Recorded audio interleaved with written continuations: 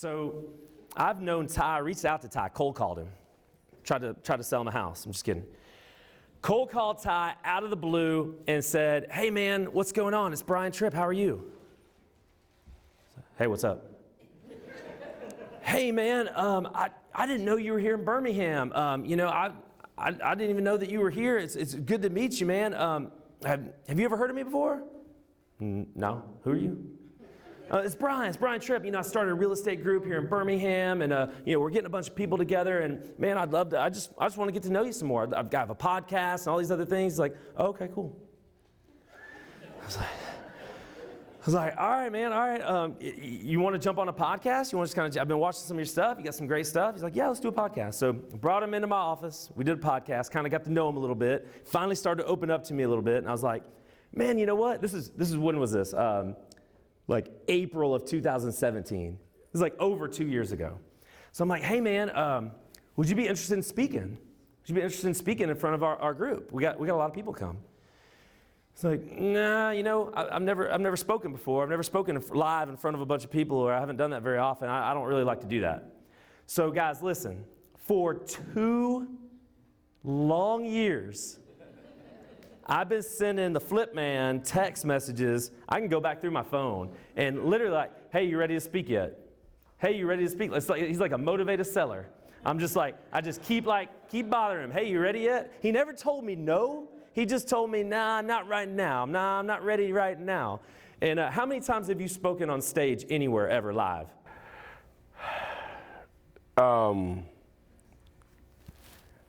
I guess the Huntsville thing, well, I've been in Huntsville twice, and I guess I did something in Atlanta. So 3 times? 3 times, yeah. 3 times on stage ever. This guy is a YouTube internet sensation. Come on up here, man. A YouTube internet sensation, over 50,000 subscribers. Get up on your feet. Get up on your feet and welcome to the stage, Ty, the Flip Man Taylor.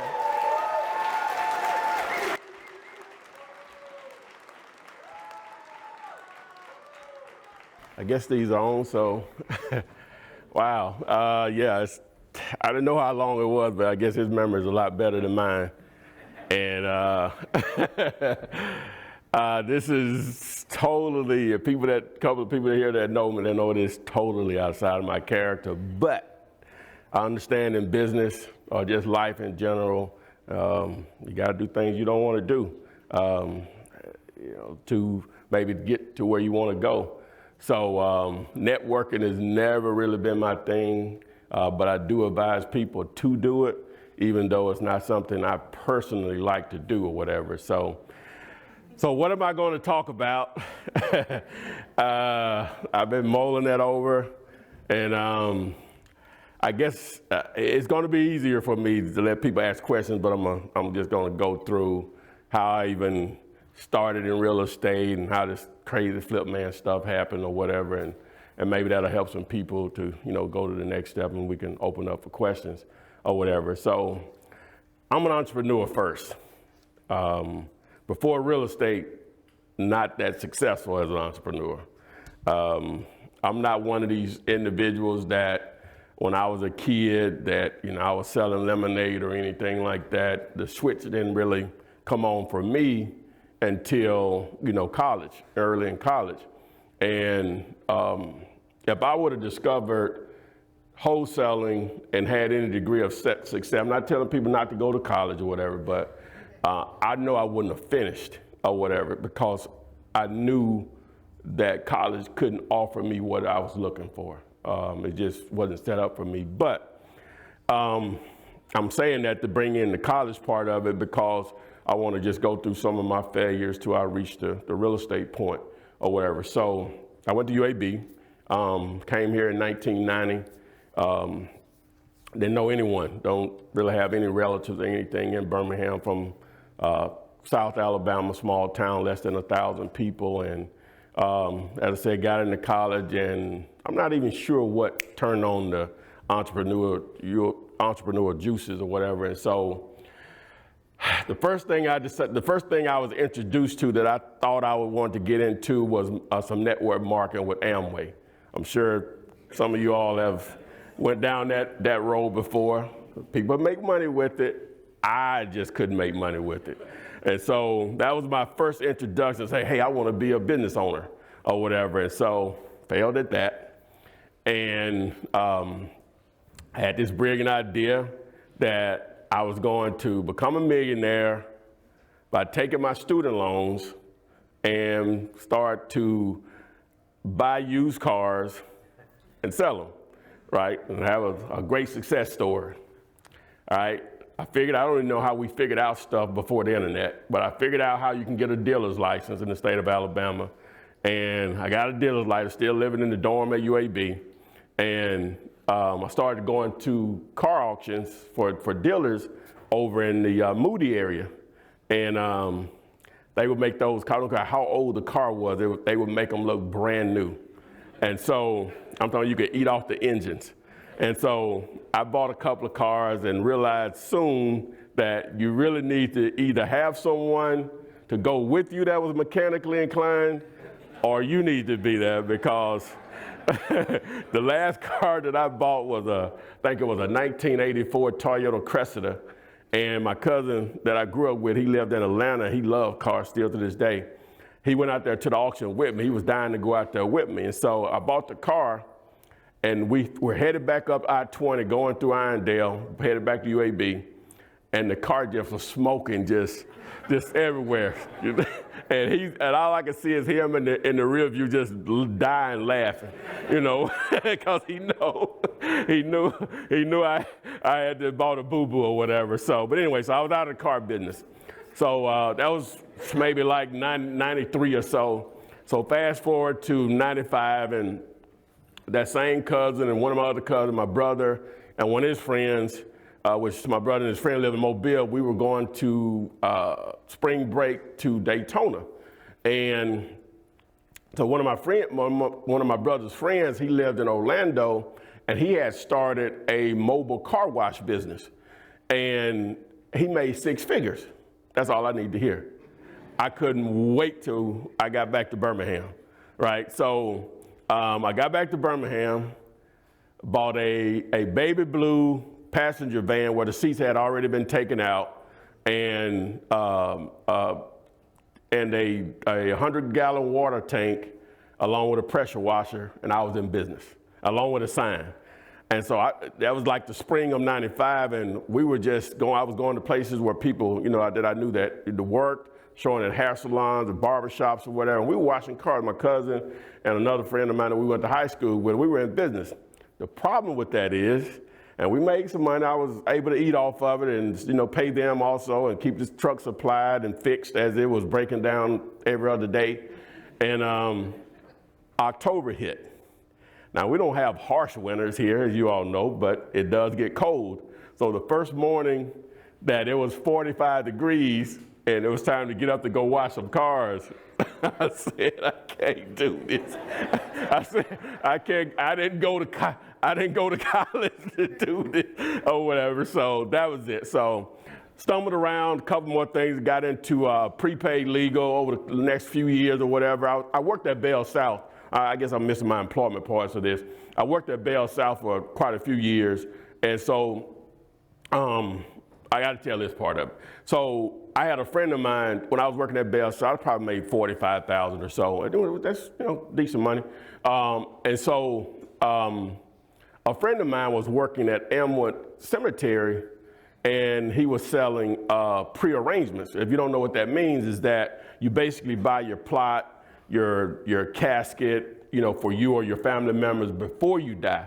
Because if you wait till someone passes, then you're making an emotional decision that could, detriment you financially down the road because they're taking advantage of your emotional decisions. So the first year he was out there, he made 6 figures. So the next year he did the same thing. He said, well, dang, Ty, I know you can't probably sell like I can sell, but you can probably at least do enough to replace your income, and you can have some of the freedoms that a salesperson has. So all I knew, he was my good friend, it still is, and he just talked a lot. I never saw him in a business setting or anything, so I just figured I could do what he did. And what I should have done, so I decided to quit. This was in February of 2001.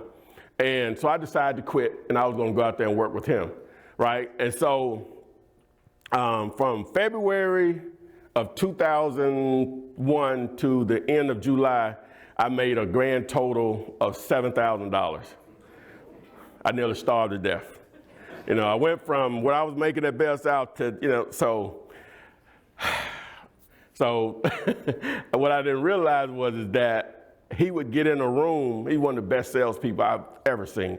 He would get in a room and he wouldn't make them feel stupid in the sense that he's belittling them, but he would make them feel stupid if they didn't do it, because in reality, it probably really needs to be done, because you don't want to make those decisions when you're that emotionally, you know, in that place of mind trying to make a decision on a casket, where you're going to bury him. So, you know, the fees go up. And plus you can pay for him over time. So, but I didn't see that side of him. If I would have went with him on one appointment, I would have known I couldn't do it. And so anyway, I was out of that. Matter of fact, I quit on my birthday, July 31st of 2001, I quit. So when 9/11 happened, I was looking around. I think I started doing some websites or whatever, because that was a little hobby of mine that gets to where the flip man stuff comes from. That was just a hobby that turned into that. But anyway, that was before I still discovered real estate. And so I can't even think of the guy's name. He used to have a brokerage on the Parkway, an older black guy, probably about 6'4", 6'5". It's a tax office there now. I went to try to sell him a website. This was my first time saying, hey, I need to get into real estate. I tried to sell him a website for his brokerage, and he didn't buy it, but he said, Mister, you working too hard. He said, why don't you get into real estate? Most of the wealth over the life of man, just the time before his man, has been made in real estate. And so I wasn't hearing that. I didn't know anything about real estate, had zero interest in it. I thought you had to have a lot of money and all that stuff. So so that didn't happen. So when 9/11 happened, I was laying in my bed, really depressed, because I didn't have any income or anything, a job. And so when that happened, I realized to myself, like, wow, there's some people that have it a lot worse than I have it. You know, when the planes went into the, you know, the World Towers or whatever, so Trade Center. So got a job at Singular, but let me just fast forward to the real estate part. So finally got back to Bell South. I quit. I finally got back to Bell South back in June of 2002. Fast forward to October of 2002, and a friend of mine and his now wife were going to school to become real estate agents. And the guy that normally taught the class wasn't there. And so the guy that substituted for him, he didn't talk about being an agent. He talked about investing in real estate and no money down techniques, and it was Don Williams. Some of you all may be familiar with him. I think he's deceased now. And so my friend, knowing how I was about, you know, business and stuff, he told me some of the things they were saying, but it was still foreign to me. And I was like, that sounds good, you know. So a couple of months later, I was at home right after Christmas. I can just tell you the date, December 27th of 2002. And I was at my mom's house. I was up early waiting on her to prepare breakfast. Surfing biscuits were my favorite back then or whatever. She's not able to do it right now, unfortunately. But and I saw one of Carlton Sheets' no money down infomercials. And, you know, in an infomercial, you know, they just talk about, well, Carlton helped me make this much money, blah, blah, blah. But, you know, of course, they're not telling anything. So I caught it about halfway through a show, and I said, let me watch one of these from beginning to end. Again, it doesn't tell you anything. So I thought to myself at that time, I said, wow, he can't be lying about all of this. So I waited to, my mom didn't have internet back then. This was back in 2002, so she didn't have internet, I did. So I waited till I got back here in Birmingham, and I went to this entrepreneurial message board that I used to frequent and asked the question, does Carlton Sheets' program really work? And only one person replied, and I wish I could find that individual. He said, yes, it does, but Ron LeGrand's course is better, right? And so I Googled Ron LeGrand, and I found his website, and his course was $1,500. Back then, with Bell South, I was only making maybe $2,200 a month. So, that's basically a whole month's salary, for me. And so I couldn't afford it. I didn't have that money. So what he did have on the site was a condensed version, so-called, of the course for $69.99, $80 with shipping. And it was in cassette tape form. And so I ordered that, and I don't know if any of y'all are familiar with Ron LeGrand, but he makes you want to run through that wall. He just makes it seem so easy or whatever. So I had made up in my mind if I had to get a second job, I was going to save that $1,500 to buy that course. So a couple of days later, I thought about eBay, and I went and I did a search for his name, and there were some auctions on that's the exact same course package. And so I bid it on the auction, lost the auction, and back then, eBay allowed sellers to reach back out to you by email. And so this guy asked me, did I want a bootleg copy, basically, a burnt version of the copy.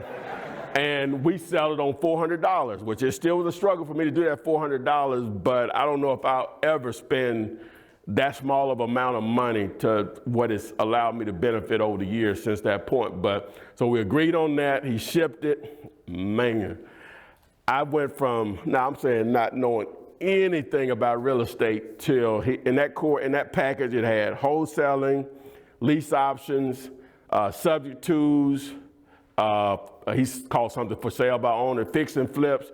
So all of that knowledge, and it was pretty detailed. You still had a lot of questions, especially when you don't know anything about real estate. So it took me about 3 weeks to go through it. Out of all of that, the things that stuck to me was wholesaling, somewhat lease options, and bandit signs. We all know they're illegal, but I'm just telling you what stuck with me. And the reason bandit signs stuck to me is because if I have to pick up the phone and call someone for business, it's just not going to get done. It's just not. But if someone calls me, it's totally different because I'm 50% of the way there because you want something. So it's just me explaining what I know or can offer. And so, after I went through the course, the Walmart on John Hopkins Parkway had just opened. And in the front of Walmart, they have the retail store, sometimes the nail shop or the vision center. And someone opened a sign shop in there. And so I didn't know any better. So I spent $250 on 50 signs, right? I put them out on a Sunday morning. And the very first 2 calls that I received were deals. One of them was a lease option opportunity. The other was a wholesale opportunity. Now, the lease option opportunity, the guy, he owed too much. He had inherited a house from his mom, and he didn't live in the house. It was just a vacant house, and so it was over on a Scooter Road over in I guess we would call the West End area. And so I explained to him that he owed too much, but this is what I could do as far as the lease option. So I explained to him my purpose was I'll put the property in the contract with a lease with an option to buy, but I'm going to put a tenant buyer in there, someone that will qualify within a year or 2. And at that point, he would be cashed out and relieved of the debt.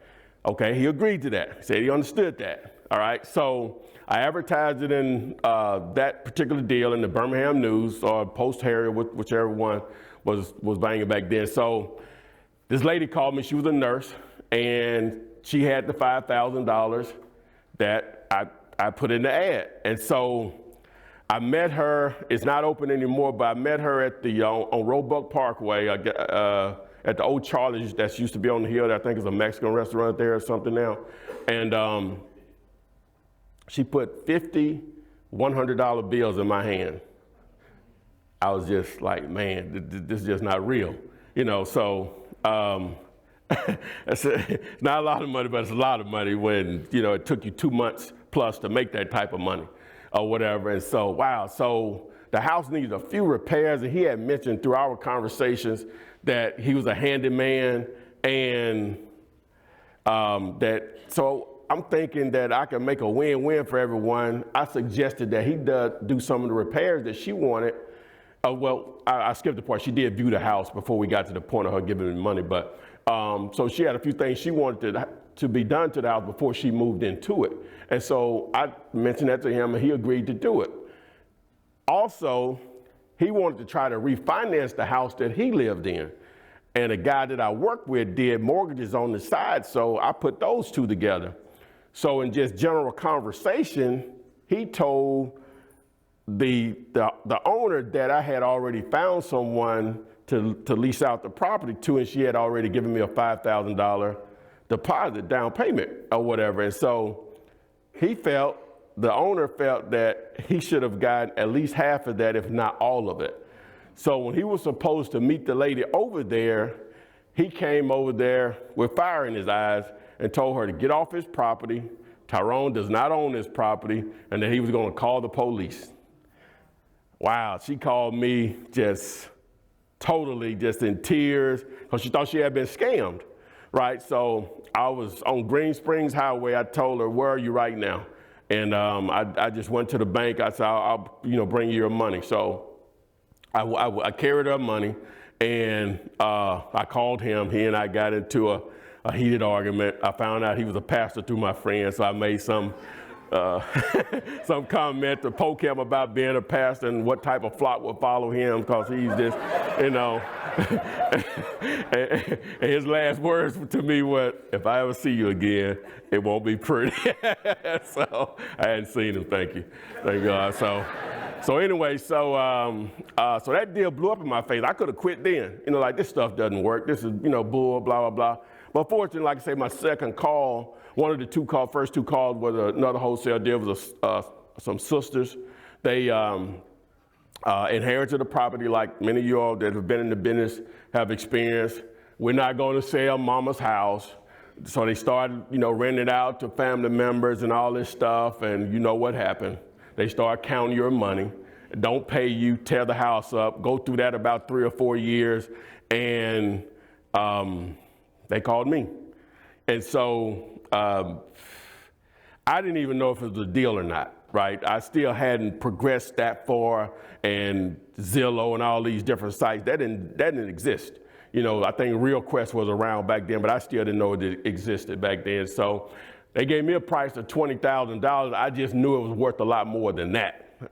And so I advertised it in the newspaper again, and this realtor called me. I put it out there for $25,000, and he told me he had a client that would buy the property or whatever. So I had a contract for sale for that amount, but he needed $2,500 of that $5,000 because I explained to him I was wholesaling it or whatever. I said, that's fine or whatever. So I was going to meet them. I met them at the summit to get an earnest money deposit and sign a contract with them. Oh, I forgot about when I put the property on the contract with the seller. When I showed up with the seller, and I think some of the stuff is just important. When I showed up to meet the seller at their house, she lived in Titusville, and I had a 1985 Toyota Celica convertible. So this was 2003, right? So it was an 18-year-old car. And when I showed up and went into her house, she actually thought I had the $20,000 with me. I said, no, it doesn't work that way. There's a process that you have to go through or whatever. So when I met the buyers, the girl that I was dating at the time, she said, you don't think you need to wear a suit? I said, no, I don't think I need to do that. So they were in like flip-flops and a tank top, because they were flippers, what I'm saying? So I said, no, I didn't think I needed to do that. So he gave me the $500, set it up with his attorney. Boom. We met maybe 10 days later at his attorney's office, and we closed it. Gave me a $2,500 check. That might as well have been $2.5 million. Because I had failed at so many different things that I didn't even share that, I said, this stuff really works. And so I was just, and the sellers were happy for me. They were like, how much you get, Taylor? So I showed them or whatever. And so, that was my first deal. And now that was March of 2003. I didn't do my second deal until June of that year, where I made $5,000 on the second deal and just been downhill or uphill since then. So fast forward as far as the flip man stuff, just to share you with how that stuff came about. I was introduced to the internet back in maybe '99, and the girl I was dating at the time, she started working at Bell South before I did. And she came home one day and she was telling me, she said, man, they got this thing called the internet, and you can just find anything you want on there, like that. So she bought a computer. I think I actually bought it.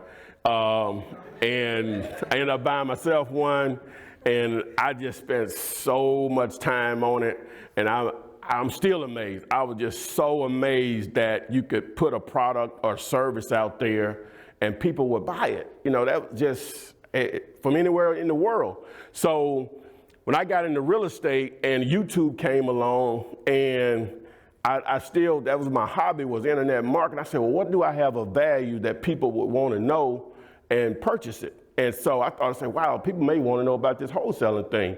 And so I just started doing video. I didn't want to go about it in the way that most do it. Not saying that's wrong or anything, that's what they do. Because, say, hey, I make this much money. I think it was more important, how did I make the money? So I just started putting out content.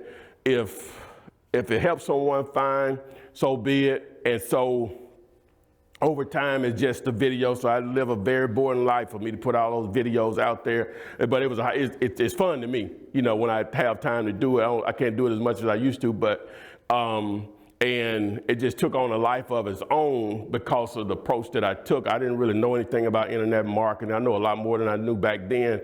And about 3 years ago, I always had made a little money on it because the approach that I took, I'll give away the information free, but if you want to deal with me directly, you get into my time, then you would have to pay me or whatever. But I'll give the information free through my YouTube channel and so on. And so about 3 years ago, whereas I always had made a little money, maybe could pay this bill or that bill if needed, or outside of my deals that I was doing. It just was just pocket change, basically. And so about 3 years ago, it just started being like, I had to take this serious, you know what I'm saying? So this is probably why I'm standing here now, a hobby basically from what I already knew about, translated over to this flip man stuff. And, hey, it is what it is. I couldn't turn my back on it because I really like to be unknown. I like to be invisible in reality, but as you can tell, I like eating. So you got to take precedence over that. And plus, I like to be able to do things for people that I care about. They need something, I like to be able to, to do it. So here I am, and I didn't really know what I wanted to talk about because all the content that I have out there already, I didn't want to regurgitate that. So I just wanted to share my journey and so on. And I think it would be more of value if people have questions or whatever. I'm not sure how Brian handles that, and they can just ask questions. I'll tell you what I know about something. If I know it, if I don't, I don't.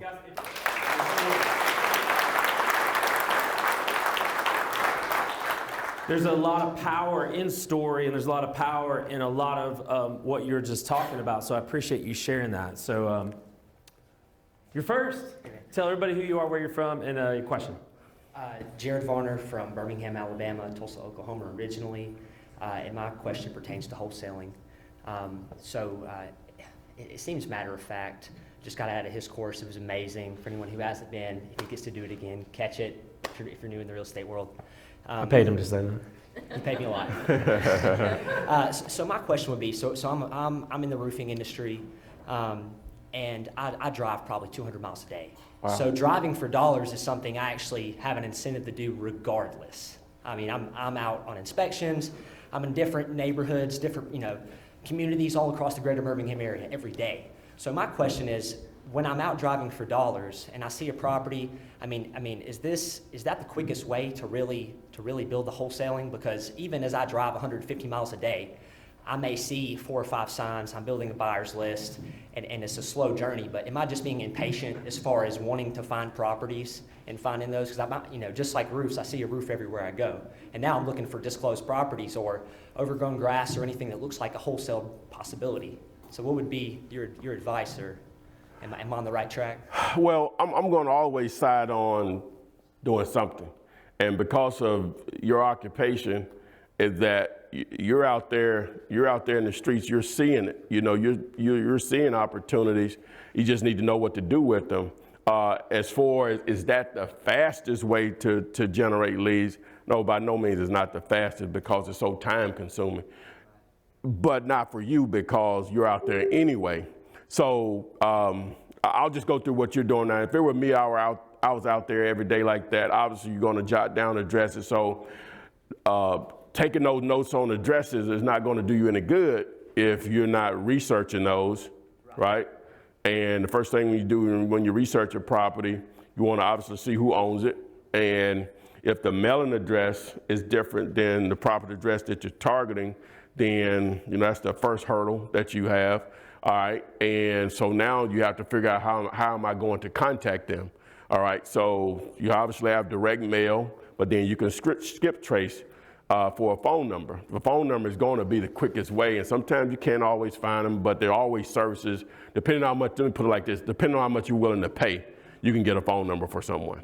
There are some services that are a lot more inexpensive that you can get a phone number for, but that's going to be the fastest way. So say in a week's time, you jot down 50 houses, right? So over the course of a month, that's 200. That's a lot of potential opportunities, right? And out of that 200, if you do 2 deals, that may be 20 grand. Who knows what their number is, but that's a lot of money or whatever. So especially for what you're doing in the time that you actually put in it, because you're out there anyway. You're not even taking any extra time because you're out there in the field anyway. And if you're in the roofing business, seems like opportunities may present themselves just because someone needs a roof, but they may actually prefer to sell it in reality. I don't know how that conversation would go because I never sold a roof before, but you can probably tell just from what they're telling you, say this person may want to just get out of this and not spend this $8 grand on this roof here. They may just prefer to get rid of it. They may be a tired landlord. He may just be complaining the whole time that you're there. That's a great sign that he may be a highly motivated seller, because from my experience, the largest group of individuals that are going to be quote unquote motivated sellers are going to be tired landlords, from my experience. I don't care what type of form of marketing you're doing, people that call you are going to be someone that owns a rental property. That's going to be the largest group. Now, you'll have your divorce, death, inherited property, so on, but from my experience. So the other thing, I don't went all the way around the word, but there are other marketing techniques. There are tons of them. I mentioned the bandit signs. They're illegal, so nobody does bandit signs in here. All y'all stop doing bandit signs. Stop. So, but then you have direct mail, and there's so many different ways to do that. You have what you call your ringless voicemail. Then you have your voice broadcast, and there's so many different services out there that do both. And if you don't know what ringless voicemail is, that's basically someone calls a cell phone number or just a number in general, and it'll drop a voice message into them, and their phone never rings. It'll show up or whatever. I'm sure you probably experienced that. And then the voice broadcast, it's a little trick on that because of the DNC list, do not call list. But the voice broadcast list, you just basically say, hey, we buy houses in this area, blah, blah, blah, and press 1 to talk to someone now if you have a house you want to sell. And so it's just a numbers game at that point. Google AdWords, very expensive, but can be effective, but very expensive. Facebook ads, I haven't figured that out yet. I spent a lot of money on trying to figure it out, but I haven't figured that out yet. So those are common ways. Then you have your bird dogs, other wholesalers. You can have real estate agents. It's sort of hard to find a good agent that's going to send you leads or whatever, but it is possible or whatever. So those are some of the main ways to generate leads, I guess was the base of your question. Thank you, Jared. Mr. Kevin, tell everybody your name and where you're from. My name is Kevin Johnson. I live in Center Point. You kind of answered the question. My question was going to be, I know you started before the internet. When you put bandit signs out, and I know it's illegal now, but everybody and their mama's putting out bandit signs. That's a good thing. Because? Everybody's not going to be successful in it. They're just not. They're not going to keep it up. It's that simple. I'm allegedly put out signs, and so I'm out there, and so I see. allegedly. And so put out signs, and then you always see, I notice everything, especially with signage and marketing. That's my thing, just billboard, I notice everything. And so you'll see signs, and I may make a joke with my sign guy, allegedly, and I'll say, man, we got somebody new, so like that, because people just not going to keep it up, because people's expectations they should be high, but they need to be realistic or whatever. This stuff takes work, man. The money, some deals can really be easy. I'm not really, but you shouldn't expect them to be easy. That's not the norm in a lot of cases. I like to describe, this is talking about wholesaling, it's a very simple business, but don't confuse simple with being easy. So. Do I need to make my off the record sign stand out? Well, a lot of people get in trouble when they do that, when they start trying to. The sign lady told me, allegedly, one time that I had a great idea. I was going to do some pink signs. She said, now you do know these are going to fade, right? I don't worry about that. They're not going to fade. She said, you do know they're going to fade. I have to tell you that they're going to fade before you put them out. So my point is just keep it simple. If people do yellow and black, red on white, blue on white. I heard some guy does them red and blue on white or whatever. And that's what I heard. And so, but just you got to keep it simple, because people don't know. You have to always understand that people are reading your message from a distance, right? And you're only dealing with 18 by 24 or 9 by 24, 18 by 12 by 18. And the more text you have there, the harder it is for them to read or whatever. So, and that's it. Banner signs are so cheap, but can make a lot of money if you do them the right way. It's still a process of doing them the right way. You just can't just put them out. And where do you get them from? The company that I've used over the last few years is called dirtcheapsigns.com. You really want to call them and just let them know that you know me. They'll give you a 5% discount. Not much, but it'll add up over time. So. Let me ask you one more question about banner signs. I'm sorry, excuse me, I'm a cut in line. Areas, allegedly, different areas. You find that putting signs in certain areas is better for different parts of the because I talk to people all over the country, and it seems like this is the rule of thumb, is that if you're putting signs in, since everybody's familiar with this market, if you're putting signs in Hoover, Homewood, Vestavia, Irondale, Centerpoint, surprisingly, suburban areas, you're probably wasting your time, right? It just is what it is. If it's not the city or citizens or realtors pulling them down, you're really wasting your time. So the easy thing to do, what I tell people, students and non-students, the easy thing to do is just ride around and see what signs exist already and place them there. You can be creative and test a few in different areas. And I know they ugly up or whatever, but it is what it is, So, but they work. They make money. You have to make your own judgment on that. And that's not the only way to market. Plenty of people run their business and never put out signs. I'm just saying, for a lot of people that's so inexpensive that may not have a budget to do direct mail and other things, is that they're so inexpensive that you can just do that 1 or 2 batch, and you never have to go back to them again. You can go into the other forms of marketing to keep your business going. So the reason I bring them up, because I know a lot of people may not have a budget to do the other things.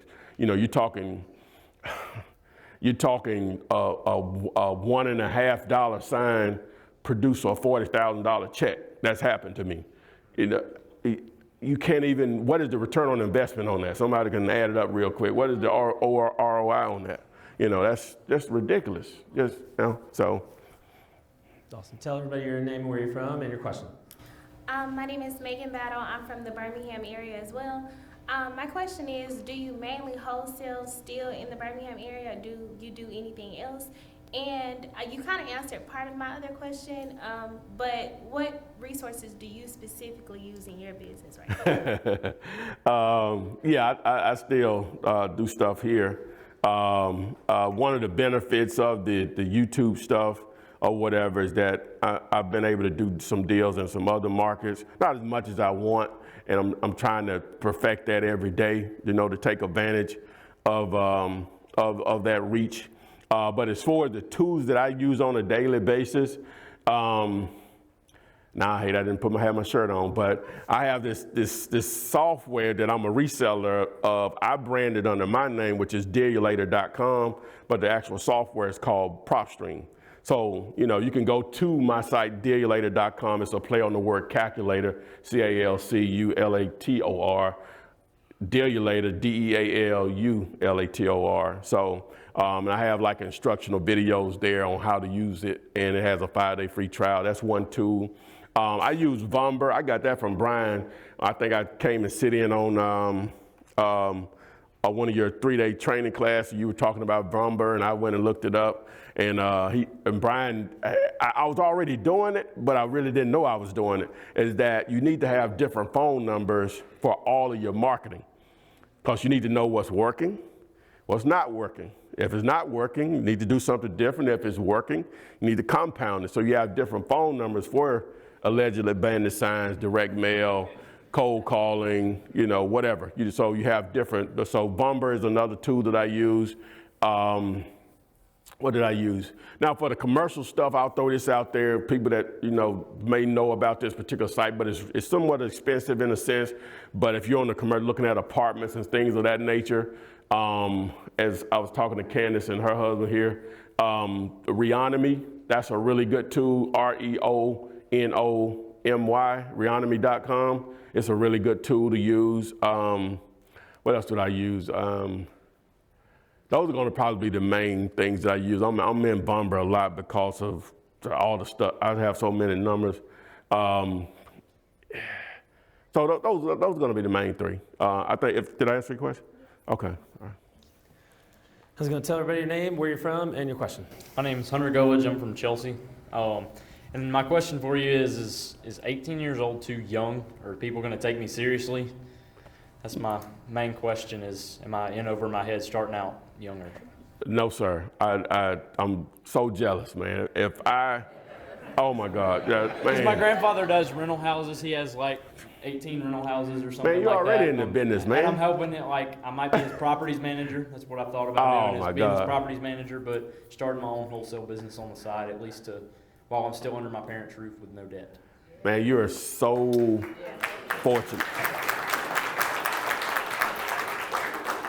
You're so fortunate, man, that you're even thinking about real estate, and you're already around it. You're already in the business, in reality.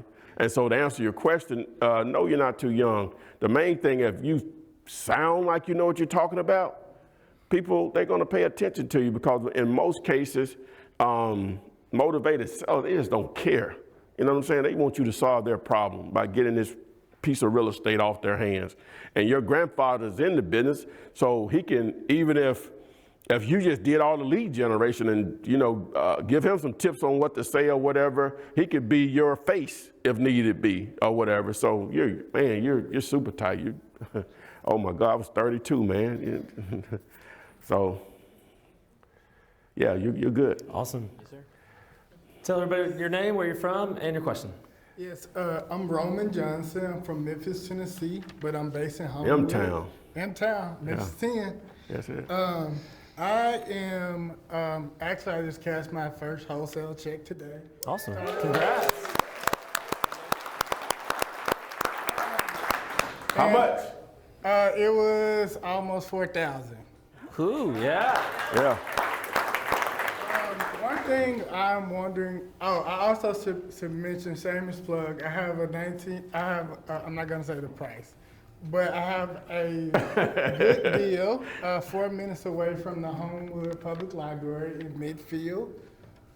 So it is a great fix upper. and talk to me after the meeting if you're interested. But my question is not that. So my father's a landlord in Memphis, and I'm interested in getting in other hot markets. But my question is, how do you identify motivated team members, and specifically motivated joint wholesaler team members in hot markets? And how do you pick up the check or work out, payment when you don't live in that? You're talking about virtual wholesaling, Virtual basically. wholesaling. Okay. All right. Well, of course, the internet is so powerful, right? And what I would look for in a particular market that I was going to target, if it was on as far as virtual wholesaling, I'm looking for activity online. That's going to probably be that's really the only thing you're going to have to go by is the activity that you can see on Facebook Marketplace, obviously Craigslist, even Let Go, or, and then Google. Now, if you Google, say if you're going to target, we'll just go back to Memphis, Sell My House Fast Memphis, those guys are paying a lot of money to be on that front page, right? And some of them are going to be wholesalers, right? Some of them will get the organic searches there, but the ones that are the paid ads are going to probably be the first top 3 and the bottom 3 or whatever. Those are going to be your real players there. Now, you only need really one probably to work with you in reality. You just need somebody on the ground. I'm not sure I'm assuming you're going to do the marketing to generate the leads, and you just need that individual on the ground to work with you to help you with, going out to view a property, making sure you're managing the seller and the buyer, because sometimes, sellers are not going to give you access to their property. They're going to always want to be there, which is fine, whatever. So, so that's what I would do. I guess I really hadn't had to do it because all the reach I have with the other stuff or whatever, but that's what I know I would probably do. Just use those websites to see what the activity is as far as who's actually putting up a lot of properties for sale or whatever. Because most of the time, guys are reasonable and they want to make more money. If you're going to generate the lead, yeah, I'll be happy to share that with you or whatever. So, but you only probably need just one good wholesaler in each market to help you. Sometimes you can find an agent too now. You just may have to interview quite a few of them. But they exist, I know I have my little stigmatism about them, but I know there's some good agents out there that understand creative real estate investing, right? And so you can use agents in those markets. You're just going to have to probably go through a few to get to who you want to help you, so. Thank you. James, tell everybody your name, where you're from, and your question. I'm James Parker from the Parker Family Group here in Blunsville, and I'm James Parker from the Parker Family Group here in, we're out of Springville, but I live in Blunsville. So my question is about lease options. We go after mostly folks that are already, in foreclosure. Try to get them to wholesale or lease option their property depending on, whether it's a deal or not. But what I find I have a great deal of problem with is A, they haven't had their aha moment, where they realize they're about to lose their house. Or B, they just maybe don't know how to gather up all the information that they need so you can begin to work with, getting them out of arrearages and stuff like that. Or C, they maybe they call me off, one of our postcards, but they don't disclose like a second or a HELOC.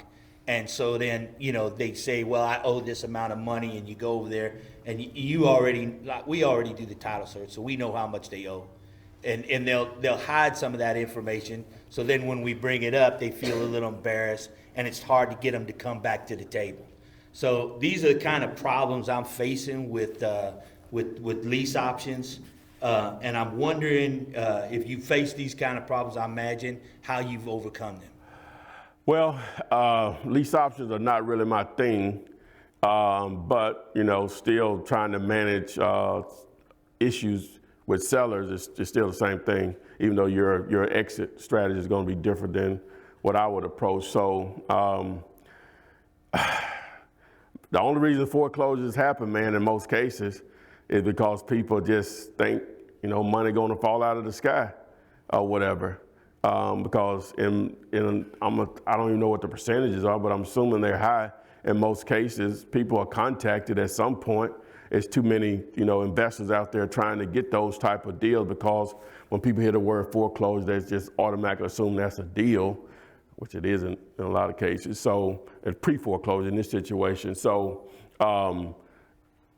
whenever someone you're contacting them and they're not being forthcoming in all the information, even though you already know it all, I wouldn't throw it in their face, not me. I'm not that aggressive like that, but me knowing their situation still helps me to negotiate the deal or whatever. So, and it's just a numbers game, and that you can't make someone, you just can't make them sell it to you the way you want them to sell it to them. The only thing you can do is continue to follow up. And hopefully their situation will continue to dictate that. Hopefully they get out of it. We don't want to see people lose their houses, but it is what it is. You just got to continue to follow up. I can't give you a magic wand to say, no particular script to get them to play ball with you. Because in a lot of cases, most people just not. They just rather lose it, because they wait too late before you can even do anything. They're just going to wait too late. That's the only reason foreclosures happen, because a lot of times there are solutions for them. They just wait too late. Thank you. All right, we got 3 more questions for you, Ty. Here we go. Right. Tell everybody your name, where you're from, and your question. My name is Kevin Johnson. I'm 17 years old. I'm from Birmingham, Alabama. And I was wondering if you could give me some advice for starting out in real estate so young. Wow, man, you're even more fortunate than another guy. You're 17. Well, this is what I get that question a lot, man, through text message comments or whatever. And my response is normally going to always be the same on that. Educate yourself to increase your chances of succeeding, right? I'm not the only game out there, but just starting out in wholesaling, everything you need to know is on my YouTube channel. Everything you need to know. That's over 300 plus videos where I've been spilling my guts since August of 2008 up until last week or whatever. So everything you need to know, and people say, well, I don't want to wait 3 months to go through all those videos or whatever. So just think about it like this. It takes someone that wants to become a physician, a doctor, 12 years to get to that point. You can learn everything you need to know in 3 months, and you can make more money than they make. The patience, it's not a marathon. It's a marathon, not a 40-yard dash or whatever. So just educate yourself. You can engulf yourself into my videos. And I know people want a title search or whatever, but in any of the videos that I put up, I had to explain something else to answer another question, to be able to answer that question of that particular title that I put up. So just engulf yourself into those videos, man. It's all there. I know people, it's all there, man. Just the reason I know that because I get too many text messages of people I've never talked to before, just sending me a text message saying thank you with a picture of a check where they made $7,000, $17,000, $25,000, and that's their first deal, and they just watch my videos or whatever. So it's all there, man. Just educate yourself, and by you even being interested in it, you're so far ahead of the game. But it still takes work, but just educate yourself, man, to increase your chances of succeeding, and you'll be fine. You're in it. You're here, you're in it. You're already in it, my man. So, tell everybody your name, Ms. Video Star, and where you're from, and your question. I'm Lisa Cranford. I'm from here. Number one, I'm your biggest fan. Forget it. I'm your number one biggest fan. I've watched every single video. Oh, wow. That's what's up. And I appreciate everything you put out there because you do answer every question. My question is, how do you feel about joint ventures, JV? All my deals that I've done so far have been joint ventures, and I love it personally because I'm a full-time teacher, and I'm gonna beg you to come and speak to my kids because they Oh, wow, yeah, I'll renovate do that, yeah. houses. Yeah, I'll do that, half the yeah, day, most so, definitely. yeah. I'll do those crowds, Okay. I love, you, yeah. Good, because my boss is here somewhere, and I'm gonna hold you to that. Okay, most definitely. But how do you feel about joint ventures? What grade first, what grade? They're high school kids that go Oh, to even school better. half the day and renovate houses in Inslee half the day. Okay, So, oh, yeah. wow, okay, what school? It's called Build Up. BuildUp.org. Look at it. Okay, all right. Check it out. As far as your question on joint venturing, it's a good thing. Which side of it? Does it matter? I just work full time, so for me, it just works. So. Oh, I'm saying what side of it? Someone's bringing you a deal, or Both. okay, both sides of it. I've done Well, both sides. this is the approach I take with it, right? And people don't have to work with me. That's fine or whatever. If someone brings me a deal, right, and I'm going to produce let me see. If they bring me a deal, and then I still need a buyer or whatever, I would prefer them to have it on the contract themselves, right? So now, if I produce a buyer for it, we just split it 50-50. But the same thing, if they bring a buyer to the table for me, I'll split it 50-50. And people say, well, I get comments and stuff all the time say, well, do you have a JV agreement? I personally don't like to do quote unquote a JV agreement. I want to do purchase and sales agreements. I want my name either on the seller side and or the buyer side to ensure I get paid, because now you're sort of acting like a realtor and you're not supposed to really do that. Am I on the right? Yeah, so you need to be on the purchase and sales agreements, in my opinion. Now, it works, people do it, so I'm just telling you that's my preference or whatever. So, but yeah, that's money falling out of the sky. Somebody bring you a deal or bring you a buyer. One of the second deal I did, a bird dog, which we didn't JV, but I paid him $1,000 for a buyer. Man, that guy, we did so many deals after that or whatever. And that's how I met Matt, through a bird dog. So. Hey,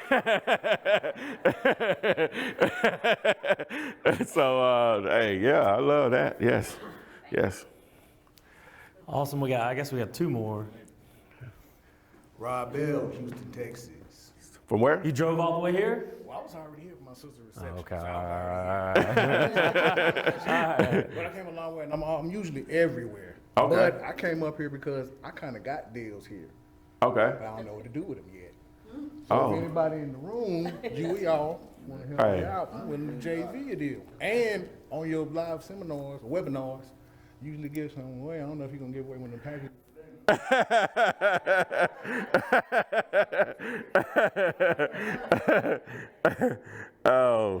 So what's the question? The question was about my properties. If somebody can help me out. Oh, okay, you just making an announcement. You heard me? I'm trying to get paid. Okay, well, you talked to the right guy. All these are his people. Hey, raise All your these are hand. buyers. Raise your hand if you're buying houses. Raise your hand really high if you're a cash buyer, you're buying houses. Yeah. All right, last question for you, Mr. Flipman. Yes, sir. I appreciate you coming and talking. Dominic Wallace here in Birmingham. I just recently bought a townhouse, 3-bedroom over in Vestavia Knolls, if anybody know where that is, in Hoover. Mm-hmm.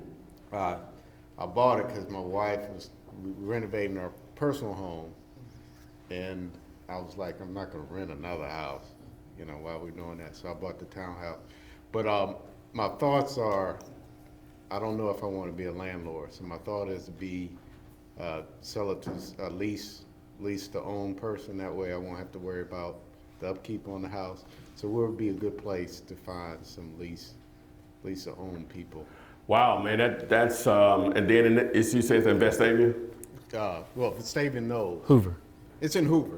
Okay, that's the name of that's his name. Okay.